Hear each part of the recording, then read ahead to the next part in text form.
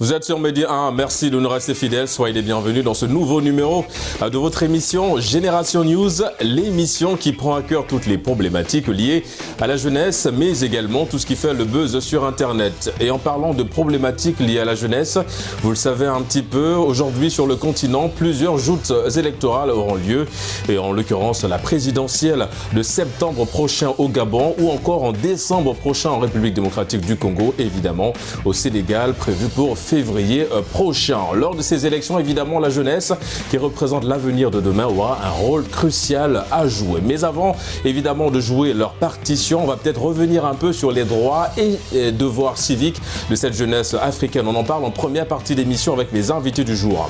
Et en deuxième et dernière partie d'émission, pas très loin de la première partie, nous allons évidemment aborder l'impact, sinon le rôle de la jeunesse dans la résolution des conflits électoraux. Les éléments de réponse, évidemment, en fin d'émission avec mes invités. Ils sont là sur ce plateau de Génération News. Il s'agit évidemment d'un habitué du plateau Génération News, Edwin, étudiant en droit. Merci d'avoir répondu à l'invitation de l'émission Génération News. Merci Régis. Un autre habitué de cette émission, Chris Baker. Vous êtes étudiant en relations, en sciences politiques et relations internationales. Merci d'avoir répondu à l'invitation de Génération News. Merci Régis. Et nous allons terminer cette phase de présentation avec un nouveau, que nous souhaitons évidemment la bienvenue sur ce plateau de Génération News. Il s'agit de notre ami Daryl. Vous êtes ingénieur en cybersécurité et analyse data. Merci évidemment d'être des nôtres sur ce plateau de Génération News. Merci Régis. Les amis, nous allons tout de suite entrer dans le vif du sujet. Chris Baker, je me tourne vers toi. Je le disais dans mon introduction, nous allons, lors de cette première partie, aborder un petit peu ce qui concerne les devoirs et les droits civiques des jeunes lors des joutes électorales. Mais avant, quelle analyse fais-tu aujourd'hui un petit peu de la participation de la jeunesse sur le continent lors évidemment des élections présidentielles? Bonjour à toutes et à tous. Bonjour Régis. Merci encore pour cette invitation dans cette belle émission. C'est toujours un plaisir pour moi de me retrouver sur ce magnifique plateau. Un plaisir partagé, mon cher Baker. Alors, pour ce qui concerne le taux de participation de la jeunesse dans les joutes électorales sur le continent africain aujourd'hui, personnellement, en tant qu'étudiant en sciences politiques et relations internationales, je fais un constat un tout petit peu amer parce que on se rend compte que la jeunesse se désintéresse un peu plus de la question électorale, de la question politique.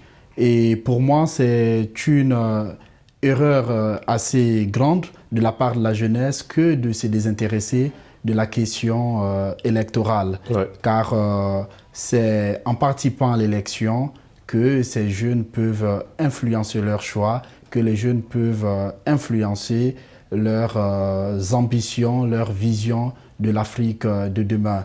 Aujourd'hui, le constat, il est avéré de tous.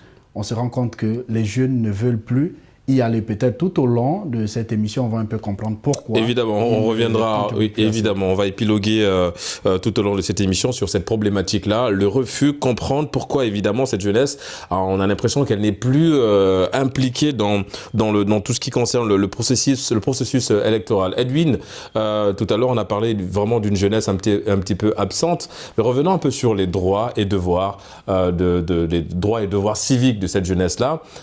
Quels sont justement ces droits et ces devoirs civiques de cette jeunesse africaine aujourd'hui? C'est comme partout ailleurs. Il faut savoir que lorsqu'on parle des droits, on parle des autorisations ou tout ce qui est permis.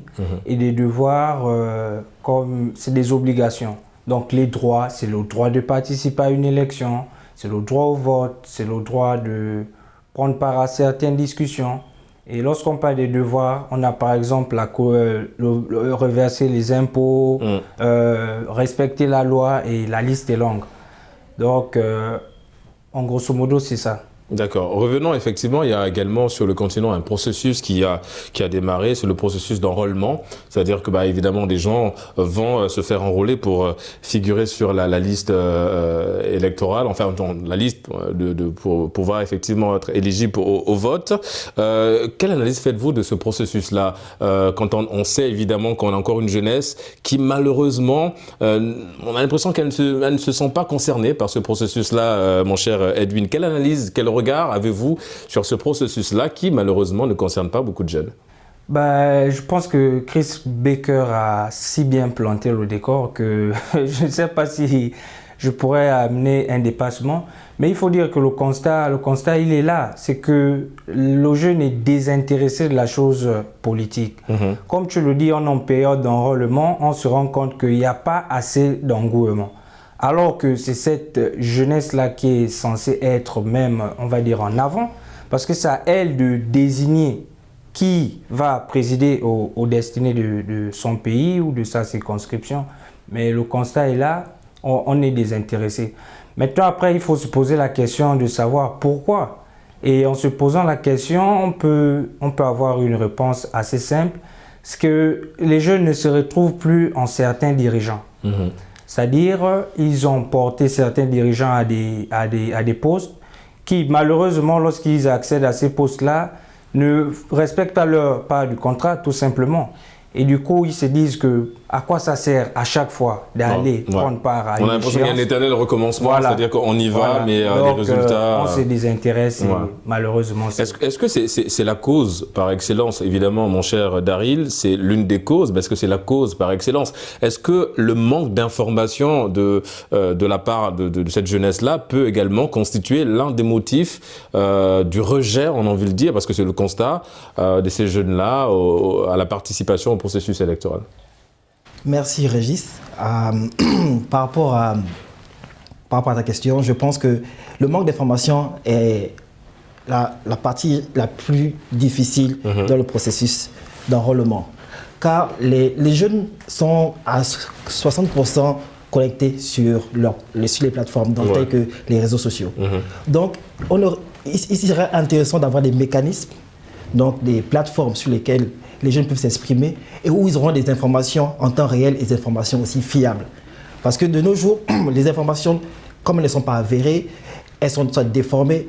Quand le jeune reçoit ces informations, il n'a pas ce temps de pouvoir synthétiser le vrai du faux. Donc il aurait été aussi intéressant de faire évoluer le processus d'enrôlement. Ça, c'est dans les perspectives d'évolution par rapport à l'enrôlement. Mais je pense que c'est l'acquisition de l'information qui est la partie la plus difficile pour les jeunes. Et comme Edwin l'a dit tout à l'heure, c'est vrai que les jeunes ont des difficultés à aller vers l'information. Les jeunes ne connaissent pas quels sont leurs devoirs, quels sont leurs droits aussi. Ouais, mais la faute à qui à ce niveau-là? Est-ce que la faute à la jeunesse ou bien on a l'impression que nos aînés ont manqué à leurs obligations? Oui, c'est question, c'est que le contrat, comme Edwin l'a si bien mentionné, le contrat n'a pas été respecté quand la personne qu'on a voté arrive directement à la présidence. Donc, comme les engagements ne sont pas tenus, il est difficile pour cette jeunesse de pouvoir continuer à s'exprimer aussi librement. Elle se dit que peu importe qu'elle fasse le processus ou qu'elle ne le fasse pas, le résultat sera le même. Oui, mais ça c'est un fait, mon cher, loin de t'interrompre, mon cher Dari. Alors ça c'est un fait, le fait d'aller dans un vote sanction, dans le sens où effectivement je ne me retrouve pas dans la politique qui a été mise en place, ça c'est un fait. L'autre point, vous avez parlé du manque d'information. Est-ce que ce manque d'information, évidemment qu'à l'école on nous enseigne un peu, Chris Baker, on nous parle de nos droits, nos devoirs civiques, mais est-ce qu'aujourd'hui cette jeunesse-là, avec l'observation que vous avez, mon cher Baker, est-ce que cette jeunesse-là est consciente de l'enjeu, est consciente en fait de ses devoirs et ses droits civiques?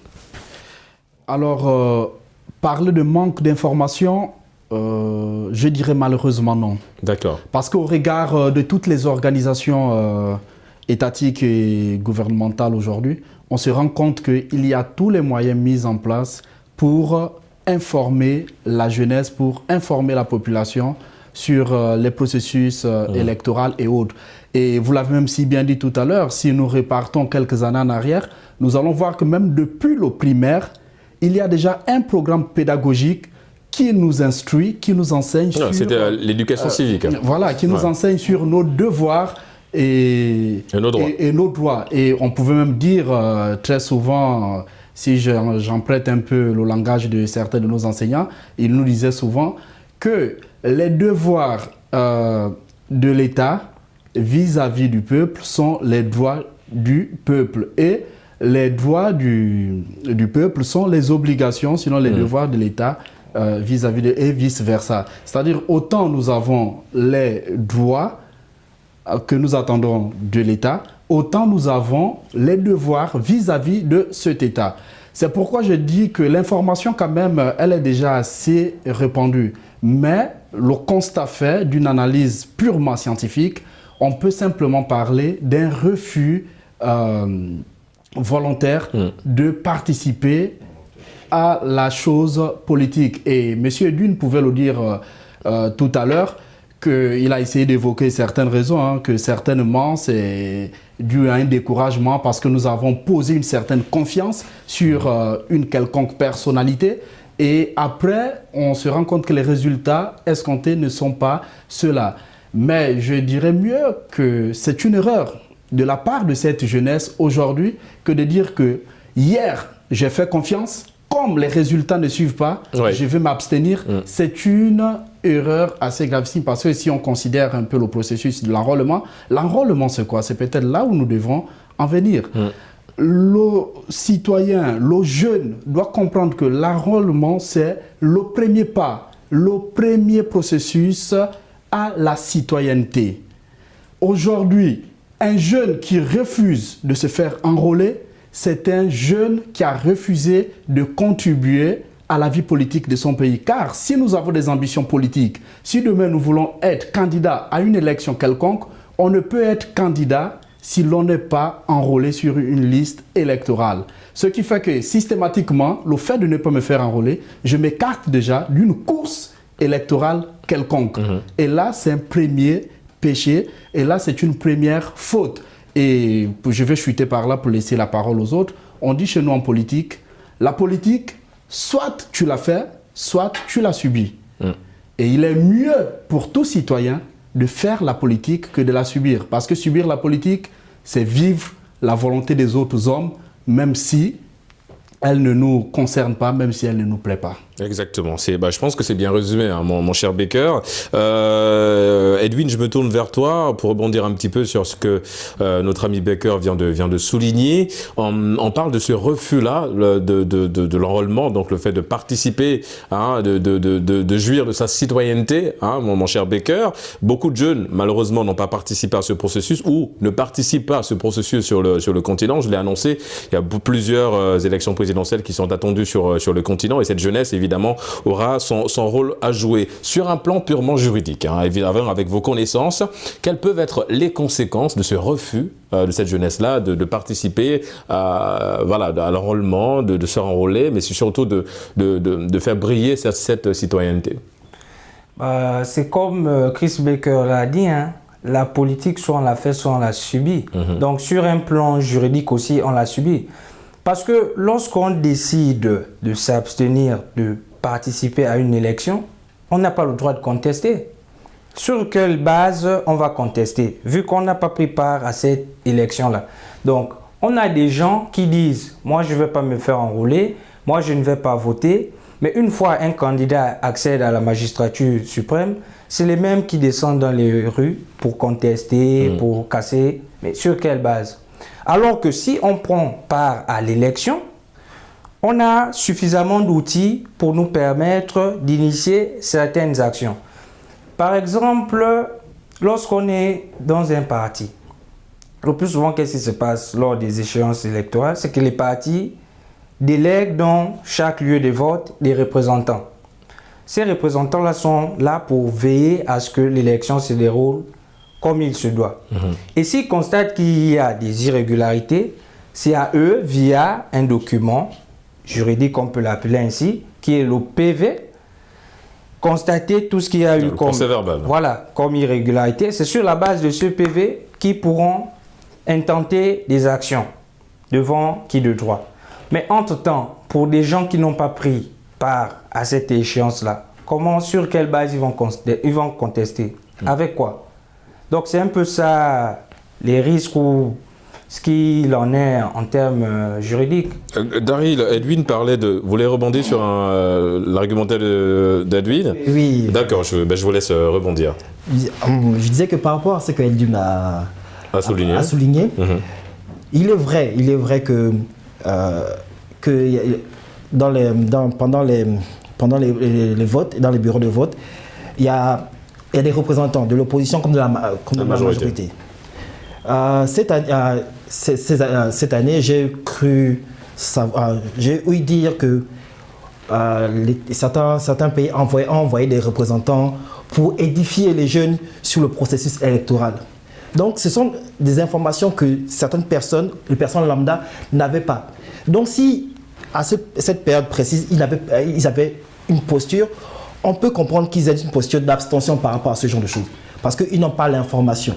Et qui va à la quête de l'information, ce sont les mêmes personnes qui savent déjà comment cela se passe. C'est pour ça que je disais que l'information n'arrive pas réellement aux personnes à quelles elle doit être destinée.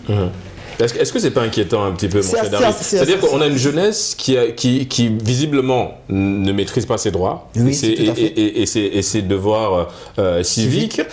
Est-ce que c'est pas inquiétant un petit peu pour la suite?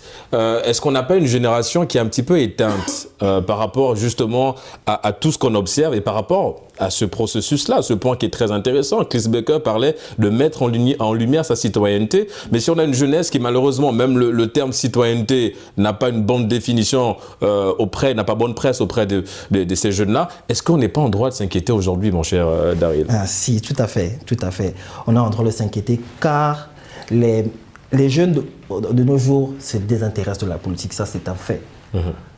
Ils se désintéressent de la politique car ils ont eu maintes et maintes fois des retours et ils ne sont pas allés tâter du doigt. Ils n'ont pas eu... C'est difficile de nos jours de voir quelle est la portée de ton impact en politique pour chacun d'entre nous. Que ce soit dans les législatives, les municipales, peu importe, c'est difficile. Et ces personnes, si elles n'ont pas connu peut-être la vie associative, elles ne seront pas aptes ou elles ne seront pas amenées à pouvoir faire de la politique. C'est ceux qui ont des proches en politique qui ont tendance à aller encore en politique. Soit tu es amené par la force des choses, soit tu vis dans l'environnement politique. C'est assez difficile pour une tierce personne de pouvoir rentrer en politique. Et comme l'a souligné Chris Becker, c'est soit tu fais la politique, soit tu la subis. Si ça vient de toi, il faut la déposer parce que elle n'est pas mal. Je me tourne vers toi, mon cher Becker, sauf si tu veux rebondir sur... Mais avant de laisser rebondir sur l'argumentaire de Daryl, moi j'ai une question parce que tout à l'heure on parlait évidemment des partis politiques, c'est Edwin qui a souligné ce point. Comment aujourd'hui ces partis politiques peuvent justement insérer les jeunes dans la mise en place des stratégies politiques pour pousser effectivement cette jeunesse-là aller vers le vote, aller vers l'enregistrement pour le processus électoral. Et en termes de conséquences aussi, parce que la question, je te la pose, quand on voit aujourd'hui, par exemple, qu'on a une jeunesse qui malheureusement, alors j'aime pas utiliser ce terme, mais de ce qu'on voit, de ce qu'on observe, c'est le cas, une jeunesse qui se laisse manipuler par certains grands hommes politiques et tout le reste. Dans certains pays sur le continent, on a réussi à transformer un devoir civique et le vote, on a réussi à monnayer parce qu'aujourd'hui pour demander aux jeunes d'aller voter, il faut le petit billet à côté. Est-ce que tout ça aussi, ça ne vient pas un petit peu, on va dire, brouiller cette bonne dynamique qui était déjà là, exactement, dénaturer un petit peu la notion de droit civique et de devoir civique chez le jeune? Alors, merci beaucoup, monsieur Régis. Merci également à monsieur Edwin, monsieur Daryl Ziraël. Je pense que tous, nous avons quand même pu identifier la racine même du problème. Nous savons aujourd'hui qu'il y a un véritable problème. C'est un problème de désintérêt total de la jeunesse vis-à-vis de la chose politique. Oui, mais au-delà du désintéressement, moi je suis d'accord sur le désintéressement, mais aussi le plan, moi, sur le plan éducatif. Il ne faut pas l'oublier aussi, il y en a qui ne connaissent pas leurs droits et leurs devoirs civiques. C'est là où j'y arrive maintenant, parce que c'est bien pour ça que j'ai eu à mettre cette base. D'accord. Bon, moi je vous laisse poursuivre. Vous avez mentionné les partis politiques. Avant d'aborder le rôle que devrait ou que doit jouer les partis politiques dans l'éducation des jeunes en ce qui concerne leur citoyenneté, il faudrait déjà que les jeunes aussi arrivent à faire ou sinon accepter qu'il existe une distinction entre le militantisme la participation à la vie citoyenne. Exactement. Parce qu'aujourd'hui, c'est vraiment écœurant de voir que lorsque tu dis à un jeune « allons te faire enrôler », il va te dire « non, je ne vais pas venir pour vos histoires des partis tels, des histoires des partis X ». Ça n'a rien à voir, l'enrôlement n'a rien à voir avec le militantisme, l'enrôlement n'a rien à voir avec une action partisane. C'est une action totalement citoyenne. Maintenant, quel rôle joueraient les partis politiques? Les partis politiques sont ses collaborateurs, sont ses alliés des gouvernants. C'est pourquoi on dit que tout le monde se devrait de s'intéresser dans la question politique à travers les partis politiques, parce que les partis politiques sont là pour initier, par exemple, ces rencontres comme celle-là. Il faudrait que les partis politiques multiplient les rencontres d'édification, parce que le parti a ce devoir également d'enseigner, d'instruire. Les partis politiques sont là pour proposer, les partis politiques sont là pour aider. Contrairement à ce qu'on voit aujourd'hui, on voit les partis politiques simplement comme étant des hommes ou sinon des organes mis en place pour orchestrer les guerres dans un État, X contre Y. Or, on devrait avoir des idées, des opinions émanantes de différents horizons, toutes convergeant pour le bien, le développement d'un pays X, d'un gouvernement X. Donc le parti politique aujourd'hui, il doit certainement intervenir s'il estime que l'État a raté quelque part, s'il estime que les constitutionnalistes ont raté quelque part, s'il estime que les garants du droit font preuve de laxisme, ils doivent eux également jouer le rôle second, celui d'instruire, aller chercher les textes de la Constitution. Plus que les partis sont plus proches de la population, ce sont eux qui doivent aller prendre les informations que Israël, depuis le début, ne fait que dire qu'elles sont méconnues de tous. Ça aussi, c'est le rôle du parti, prendre ces informations, prendre ces enseignements, aller vers la population, aller vers le peuple, parce que nous savons aujourd'hui qu'il n'y a pas mieux qu'un parti politique pour aller toucher le citoyen le plus lambda, celui-là qui reste même dans les zones les plus rurales. Et celui qui a besoin effectivement d'informations aussi. Daryl, je me tourne vers toi, tu es dans le domaine de la cybersécurité. Tout à l'heure, tu as abordé un point en parlant des réseaux sociaux. On sait qu'aujourd'hui, nous sommes avec une génération Z. Et une génération Z, quand on parle de Z, on va le zapping. C'est une génération qui passe très vite à autre chose. Comment aujourd'hui, effectivement, les réseaux sociaux peuvent jouer un rôle crucial dans le fait d'éduquer et d'informer, comme l'a souligné Chris Baker, cette génération qui a besoin d'outils pour valoriser ses devoirs et droits civiques, pour pousser justement à la citoyenneté. Comment aujourd'hui les réseaux sociaux peuvent jouer ce rôle-là? Merci Régis pour la parole. Les réseaux sociaux aujourd'hui peuvent impacter sur la jeunesse en ayant des informations fiables. Parce que la plus grande difficulté sur les réseaux sociaux, c'est d'avoir une information fiable. S'il y a une page Facebook, Instagram, TikTok et j'en passe, qui donne que des informations fiables, les jeunes, ce sera un référent pour toute la jeunesse. Car de nos jours, que ce soit sur WhatsApp, que ce soit sur Facebook, peu importe de qui ça vient, les informations de fois ne sont pas fiables. Et c'est la plus grosse difficulté. Oui, mais est-ce qu'aujourd'hui les partis politiques sont également sur Internet?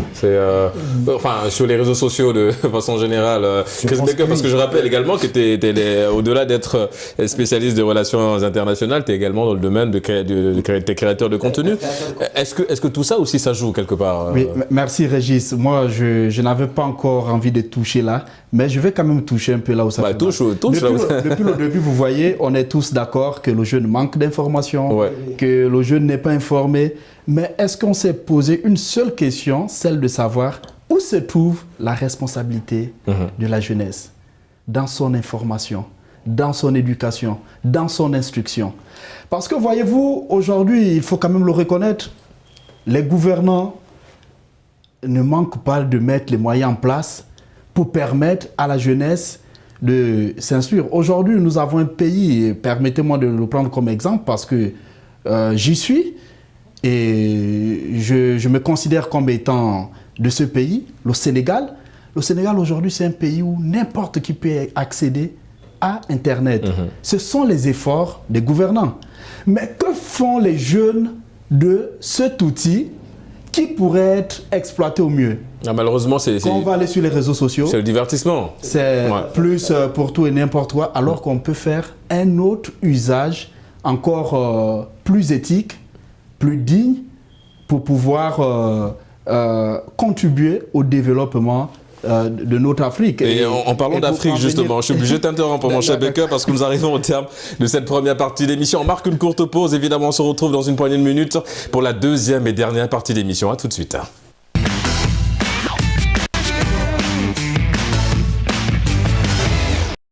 De retour sur le plateau de Génération News pour la deuxième et dernière partie d'émission, toujours en lien avec les présidentielles sur le continent et avec la jeunesse. Nous allons cette fois-ci parler un petit peu de l'impact, mon cher Edwin, et du rôle de cette jeunesse africaine dans la lutte contre les conflits électoraux. Comment aujourd'hui cette jeunesse peut évidemment apporter sa pierre à l'édifice? Comment?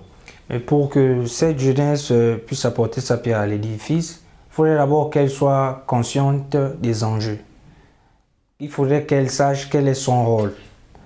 Et comme on l'a dit en première partie, qu'elle arrête de se désintéresser à la chose et de, j'ai envie de dire, se faire diriger par procuration. Non, il faut qu'elle soit partie prenante. Parce que c'est elle qui doit poser les bases sur lesquelles elle voudrait que nos représentants ou ses représentants puissent, on va dire, dérouler leur plan d'action. Est-ce que cette jeunesse aujourd'hui a les moyens pour? C'est surtout ça la question, parce que vouloir c'en est une, mais de mettre en place évidemment ces mécanismes-là c'en est une autre. Est-ce qu'aujourd'hui cette jeunesse arrive à jouir justement de ces dispositions-là? Mais bien sûr, on en a parlé dans la première partie. Je vais malheureusement revenir à chaque fois sur la première partie. Mais c'est comme on l'a dit en fait. Aujourd'hui, on a des réseaux sociaux. Il faut avoir une certaine utilisation des réseaux sociaux. Il faut regarder ce qui se fait ailleurs. Il faut s'inspirer des autres. Il n'y a pas de honte à s'inspirer de ce qui est bien. Donc, on s'inspire des autres et on adapte à son environnement. C'est comme ça que cette jeunesse devrait réfléchir. C'est-à-dire, par rapport aux échéances, comment ça se passe chez les autres, comment les autres s'y prennent. Aujourd'hui, il y a plusieurs grands mouvements de jeunesse qui font le tour du monde, qui développent sur des thèmes assez intéressants. Donc cette jeunesse-là doit prendre conscience de son rôle en s'informant. Parce que sans information, malheureusement, on ne peut rien dans ce monde. Exactement. Et sans formation, on ne peut pas informer également, évidemment. Oui, Daryl? Je disais que par rapport à la réponse d'Edwin, il faut savoir que l'Afrique représente à peu près 70% de jeunes. Et elle est jeune à 70%. Donc, et dans les 70%, on a plus de la moitié qui sont au chômage. Donc les gens s'adonnent à leurs activités, ils se donnent à beaucoup de choses. Et c'est assez difficile pour eux de se dire, comme ils sont dans cet état, de facilement sortir de cette zone-là. Oui, mais est-ce que du coup, s'ils ne font pas des efforts, parce que moi je reviens encore sur la problématique, enfin la phrase de Becker, si tu ne fais pas de la politique, tu vas la subir. Tu la subis. L'affaire, c'est aussi participer, comme l'a souligné Edwin, au processus électoral, d'être en tête aussi, de dire, bah, écoutez, nous les jeunes, voilà ce qu'on propose effectivement pour que l'avenir de demain, parce qu'on dit de la jeunesse que c'est l'avenir de demain, et cet avenir soit au moins, on va dire, protégé et tout le reste. Malheureusement, on n'a pas ce mécanisme-là, on n'a pas cette volonté de la part de la jeunesse, parce que vous l'avez souligné, un peu embarqué dans d'autres points qui malheureusement ne participent pas à l'éclosion d'une jeunesse consciente aujourd'hui sur le continent. Est-ce qu'aujourd'hui, le fait justement de rester dans ce cercle un petit peu vicieux que tu viens de décrire, mon cher Daryl, est-ce que tout ça, ça ne fait pas que, on va dire, emprisonner cette jeunesse-là, et ce qui fait qu'en fait, on n'aura pas effectivement une jeunesse qui va vouloir proposer, mais qui va plutôt être dans la dénonciation et non dans la proposition? Si, tout à fait. Et je suis d'accord avec toi, mon très cher Régis. Mais le problème de la jeunesse, c'est qu'elle est embarquée dans un cercle vicieux, comme tu l'as dit, et elle subit déjà les choix des politiques. D'accord. Donc pour elle, c'est assez difficile pour elle de pouvoir s'extirper de ce jour-là et de pouvoir faire des propositions. Mais il y a cette autre jeunesse aussi qui a les capacités, qui a cette compréhension, qui devrait essayer de rassembler la jeunesse je vais qualifier. Jeunesse consciente, hein, Voilà. c'est l'utilisation, l'expression utilisée. Oui, pardon, cette jeunesse consciente doit tirer l'autre partie pour essayer pour l'amener vers le haut et faire des propositions qui sied à ceux qui sont au chômage, ceux qui ont des problématiques dans les bas quartiers, qui ont des vrais problèmes. Parce que le problème du jeune conscient, ce n'est pas les problématiques du jeune qui est dans les bas quartiers. Ouais. Parce que lui, sa problématique, c'est manger, avoir les produits de première nécessité. Le jeune conscient qui travaille aussi, lui, il a des perspectives d'avenir, il réfléchit comment faire évoluer son pays, comment faire... Vous voyez que les choix ne sont pas les mêmes. Ouais. Et comment faire évoluer son pays. On aura le temps de revenir là-dessus, mon cher Daryl. Baker, évidemment, on parle d'une jeunesse. On parle surtout de l'impact de cette jeunesse-là face aux conflits électoraux. Est-ce que cet impact, déjà, là, toi, mon cher Baker, tu l'observes déjà aujourd'hui? Il y a eu des conflits un peu sur le continent. Malheureusement, il faut le souligner. Il y a la Guinée avec le coup d'État. Il y a eu également le Mali, encore le Burkina Faso, ou encore la Côte d'Ivoire également. Est-ce qu'aujourd'hui, tu as pu percevoir ce rôle majeur de cette jeunesse africaine dans la résolution effectivement de ces conflits-là? Malheureusement, Monsieur Régis, comme nous pouvons tous le constater, aujourd'hui, les conflits électoraux sont devenus une tendance sur le continent africain. Et là, quel est l'impact ou quel est le rôle que joue la jeunesse dans ces conflits? On se rend compte qu'aujourd'hui, on a une jeunesse qui est peu consciente, qui ignore ses capacités, qui ignore sa force à pouvoir même sortir l'Afrique de cette tendance qui ne nous honore pas du tout. Alors, le premier pas, aujourd'hui, il faudrait que nous entamions un processus de conscientisation de la jeunesse. Et il faudrait que la jeunesse sorte de cette position de victimisation pour prendre une position de responsabilisation. Parce qu'aujourd'hui, on a plus tendance à voir une jeunesse qui passe le temps à se lamenter. Mon mal, mon malheur, mon échec, c'est toujours Pierre, c'est toujours Paul, c'est toujours Jacques. Mais jamais la jeunesse ne s'interroge pour dire quel est mon rôle. Et c'est quand la jeunesse sera consciente de ce rôle que je pense qu'on va entamer un grand pas. Parce que pour vous, pour toi, ce n'est pas le cas. Ce n'est pas le cas aujourd'hui. Ce n'est pas le cas aujourd'hui parce qu'aujourd'hui, quel est le rôle que la jeunesse joue? La jeunesse joue un rôle d'instrument. Mais le jeune doit savoir que son rôle n'est pas de casser. Son rôle n'est pas d'aider un quelconque individu à accéder au pouvoir à toute fin utile. Le jeune, son rôle, quand un jeune, il va, par exemple, brûler une faculté, là où il est censé s'instruire, une faculté qui est censée être un temple de savoir, quelle est la contribution de la jeunesse dans la résolution de conflits. Enfin, on a l'impression que, si je vous suis, que cette jeunesse, malheureusement, se trompe de combat, en fait. Cette jeunesse, aujourd'hui, joue un mauvais rôle jusqu'à preuve de contraire. Et c'est là où je parlais de conscientisation. Il faudrait que le jeune se réinterroge et voit où se trouve son rôle et voit où se trouve véritablement sa mission dans la construction de l'Afrique, dans la résolution de conflits électoraux, parce que la jeunesse, comme quelqu'un l'a dit sur ce plateau, est l'avenir de demain. Mais quel avenir? Un jeune qui casse, un jeune qui pille, un jeune qui aide à mettre en place les théories du chaos. Quel avenir pour cette Afrique? Évidemment, la question est très pertinente. J'ai envie de chuter maintenant, si vous pouvez me permettre. Vas-y. Ce que le jeune doit également comprendre aujourd'hui, ça je veux le dire à ceux-là qui l'ignorent, la théorie du chaos n'a jamais profité au peuple. La théorie du chaos ne va jamais profiter à la jeunesse. Elle va juste profiter à ces gourmands du pouvoir. Ils vont accéder au pouvoir et ce sera l'éternel recommencement. La jeunesse sera toujours surprise de constater que rien n'est jamais fait pour elle. Évidemment, et c'est qui a, comme vous l'avez souligné peut-être en première partie d'émission, ce qui fait en sorte que beaucoup de jeunes ont tendance à se désintéresser de la politique. Mais revenons un petit peu sur la résolution du conflit. Vous l'avez dit, effectivement, la politique du chaos ne participe ni à cette jeunesse africaine. Effectivement, revenons un petit peu sur certains pans aussi, Edwin. Alors, l'Union africaine a mis en place évidemment un procédé qui donne la parole, un tremplin qui donne la parole à cette jeunesse africaine. Est-ce que ce genre d'initiative, c'est assez ou bien il va falloir encore multiplier ce genre d'initiative?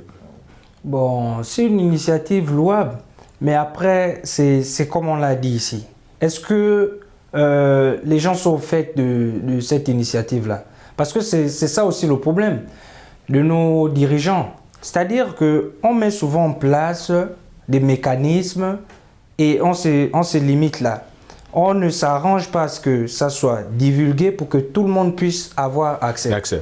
Si moi, jeune, me retrouvais au fin fond de Ziguinchor ou je ne sais pas, de Tambacounda, l'Union africaine a mis en place cette résolution pour un temps soit peu à apaiser les choses. Je ne suis pas au fait de cette résolution-là. Comment je pourrais m'imprégner de cette dernière?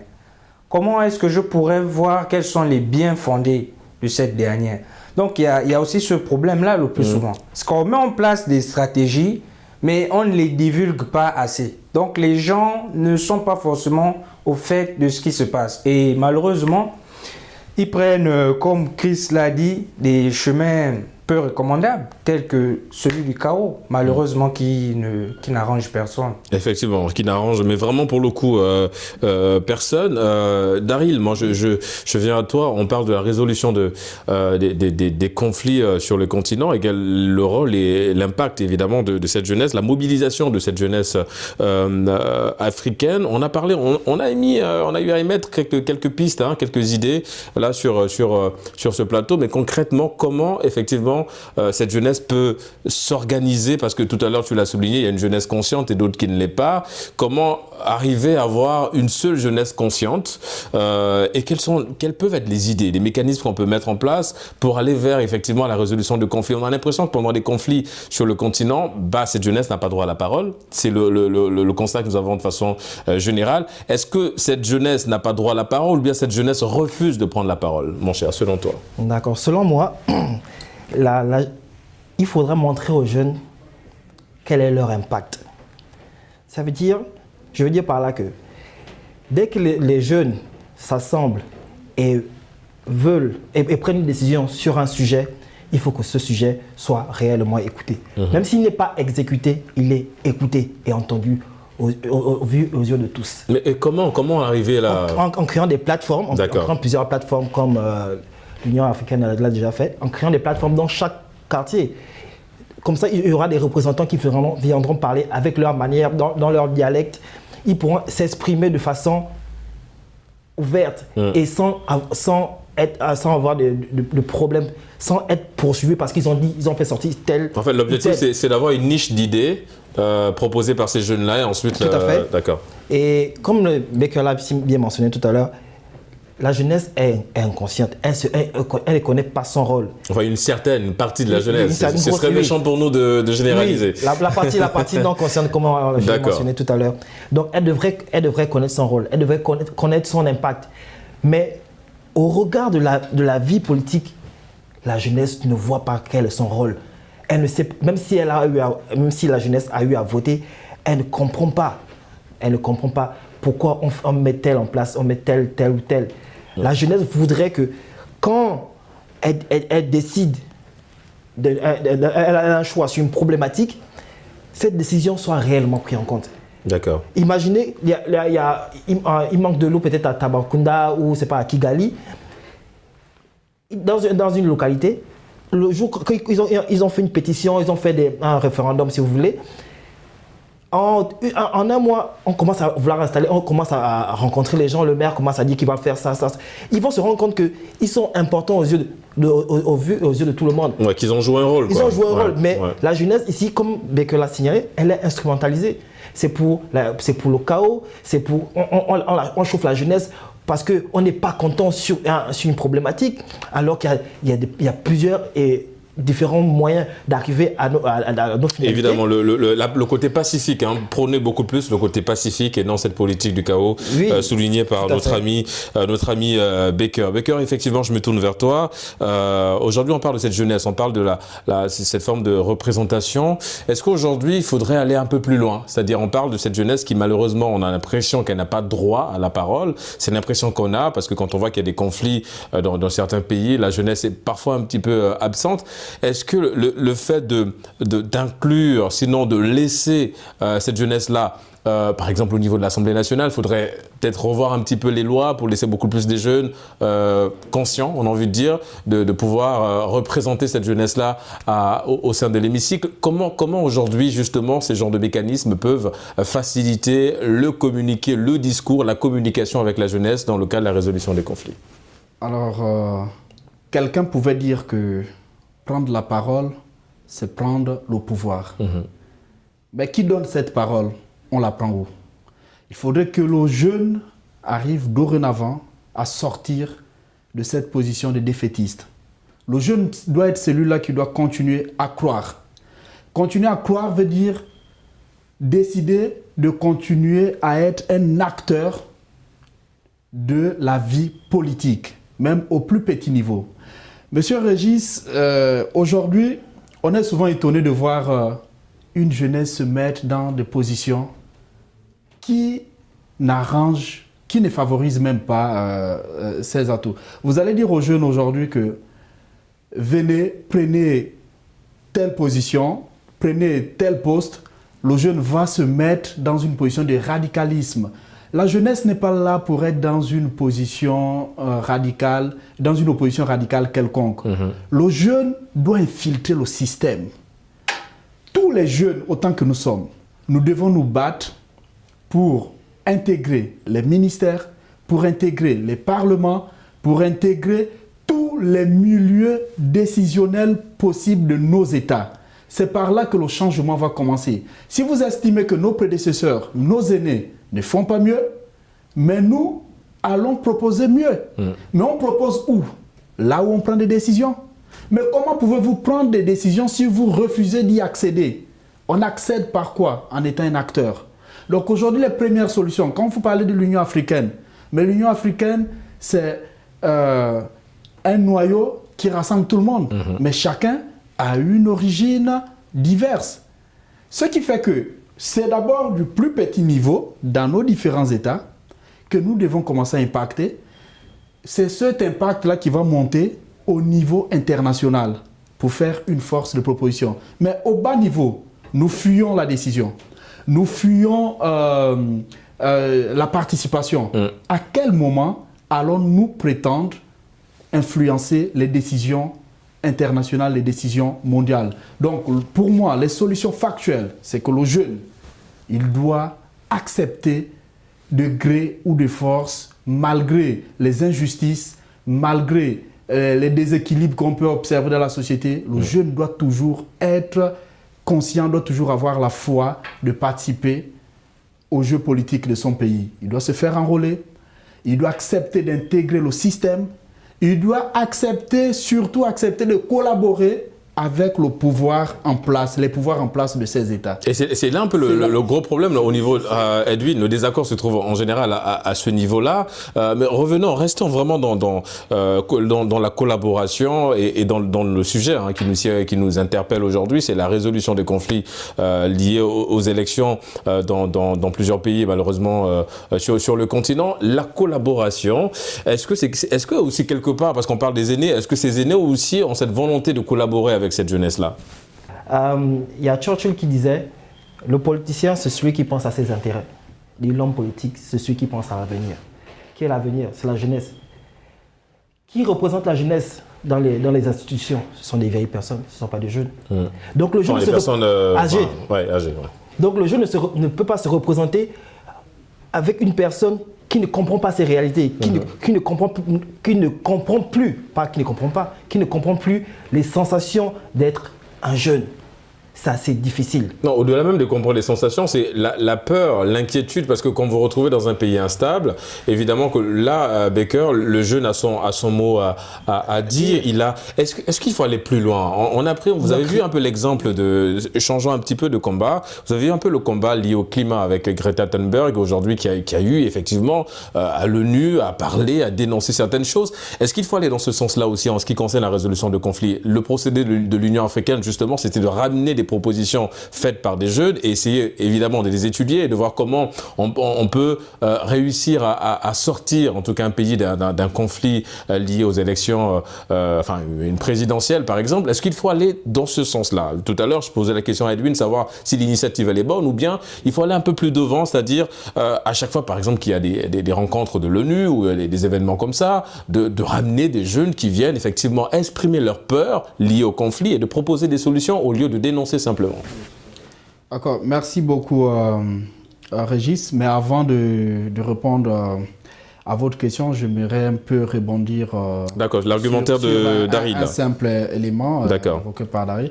J'aimerais juste que nous essayions d'être un tout petit peu prudents, parce que dire que nos institutions sont dirigées par des personnes un peu plus âgées, ça c'est quand même... je ne pense pas qu'une personne d'entre nous sur ce plateau a déjà eu à mener cette étude. Non, je ne pense pas que lui, il n'affirme pas. C'est une observation. Voilà, c'est une observation. Après, je vais pas être l'avocat de notre ami Daryl, il se défend très bien. Mais ce que je veux dire, c'est que, enfin, la compréhension que j'ai eue de l'analyse de Daryl, c'est qu'effectivement, dans certaines institutions, on a malheureusement cette problématique intergénérationnelle où effectivement, une personne âgée n'a pas la même compréhension de la problématique d'un jeune de 17 ans qui aspire à autre chose. Donc c'est la confusion est peut-être à ce niveau-là, je pense. Il est réel, oui, tout à fait. Le conflit, il est réel. Hein. Il est réel parce que même entre nous jeunes, un jeune, il a quelque part, souvent, il a du mal à accepter qu'un autre doit le remplacer. Exactement. Pour pouvoir aller à autre chose. Alors, maintenant, pour ce qui est toujours de la résolution de conflits, effectivement, aujourd'hui, il faudrait que le jeune manifeste un peu plus d'intérêt sur des questions scientifiques. Voyez-vous, monsieur Régis... Est-ce que ce n'est pas l'inverse aussi? Est-ce qu'il ne faudrait pas aussi que ces organismes-là s'intéressent beaucoup plus à la jeunesse? Non, il faut commencer par là. Parce que, voyez-vous, aujourd'hui, on est tous jeunes, nous nous côtoyons. Vous allez remarquer que vous allez même sur... Moi, je suis quand même un acteur des réseaux sociaux. Ouais. J'ai des plateformes que je gère. Vous allez aller faire un simple test, même au sortir de cette émission, vous allez tester. Vous prenez un article sur la conscientisation de la jeunesse sur une thématique quelconque. Et à côté, vous mettez un autre article sur le dénigrement, ce n'est pas le cas, de mon frère Edwin ici. Ouais. Je vous assure, vous allez voir que l'article sur la conscientisation, sinon l'édification de la jeunesse, aura certainement 2 likes seulement. Aucun intérêt. On ne va même pas les consulter. En fait, la jeunesse s'intéresse beaucoup plus à la vie privée de... Aujourd'hui, ces organismes-là peuvent très bien s'intéresser à la jeunesse. Mais elles s'intéressent par quoi? En mettant en place des plateformes, en mettant du contenu sur les sensibilisations et autres. Mais est-ce qu'il y a une jeunesse qui aura du temps pour aller consulter ces contenus? Évidemment, ça c'est. On va s'arrêter sur cette thématique-là. On va donner la possibilité à nos amis à la maison, évidemment, de réfléchir là-dessus. En tout cas, ça a été une très belle émission, les amis. Malheureusement, nous sommes arrivés au terme de cette émission. Je rappelle que nous avons reçu sur ce plateau notre ami, évidemment, Chris Baker. Baker, peut-être, je sais pas, un mot, des salutations, des personnes à saluer à travers l'Afrique. Ben, effectivement, on a toujours des personnes à saluer, notamment la famille, particulièrement maman Annie, ma mère, et mes frères, mes sœurs et toute l'Afrique en général. Je n'oublie pas M. Samuel Faye du côté d'Académie à Dakar. Bon, d'accord. On salue évidemment toute la famille. Edwin? Oui, on salue tout le monde du côté de Mangungu, quelque part au Gabon. D'accord. Et notre ami Daryl? Je salue mon père, Zima Ebea. D'accord. et la famille et mes frères. D'accord. Bon, on salue toute la famille, évidemment. Évidemment. Les amis, merci d'avoir participé à cette émission. Chris Baker, étudiant en sciences politiques et relations internationales. Merci d'avoir participé à Génération News. Edwin, étudiant en droit. Merci d'avoir participé à Génération News et notre ami Daryl. Et vous êtes, ingénieur en cybersécurité et analyste data. Merci évidemment d'avoir participé à l'émission Génération News. Vous l'aurez compris, c'est la fin de cette émission. Merci de l'avoir suivi. On se donne rendez-vous samedi prochain pour d'autres thématiques liées à la jeunesse. Et d'ici là, n'oubliez pas, quoi qu'il arrive et quoi qu'il advienne, gardez le sourire en compagnie de nos programmes.